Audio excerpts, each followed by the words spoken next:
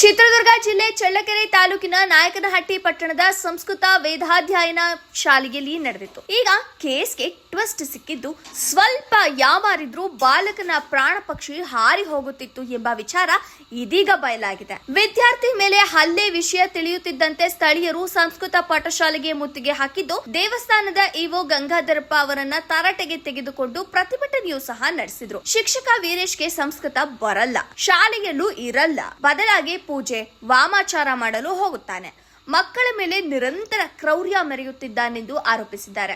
February 10, 2025ರಂದು ಈ ಪ್ರಕರಣ ನಡೆದಿದ್ದು, ನೊಂದ ಬಾಲಕ ಕೆರೆ ಬಳಿಗೆ ತೆರಳಿ ಆತ್ಮಹತ್ಯೆಗೆ ಮುಂದಾಗಿದ್ದ.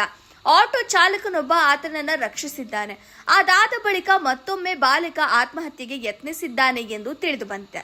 ಇದಾದ ಬಳಿಕ ಕೊಡ್ಲಗಿ ತಾಲೂಕಿನ ಅಪ್ಪೇನಹಳ್ಳಿಯಿಂದ ಅಜ್ಜಿ ಬಂದು ಮೊಮ್ಮಗನನ್ನ ಕರೆದೊಯ್ದಿದ್ದಾಳೆ. ಸದ್ಯ ಬಾಲಕ ಗುಡಿಕೋಟೆ ಗ್ರಾಮದ ಶಾಲೆಯಲ್ಲಿ ವಿದ್ಯಾಭ್ಯಾಸ ಮಾಡುತ್ತಿದ್ದಾನೆ. ಎಲ್ಲ ಸೇರಿ ಪ್ರಕರಣ ಹೊರಬರದಂತೆ ಮುಚ್ಚಿ ಹಾಕಿದ್ದಾರೆ ಎಂದು ಸ್ಥಳೀಯರು ದೂರಿದ್ದಾರೆ.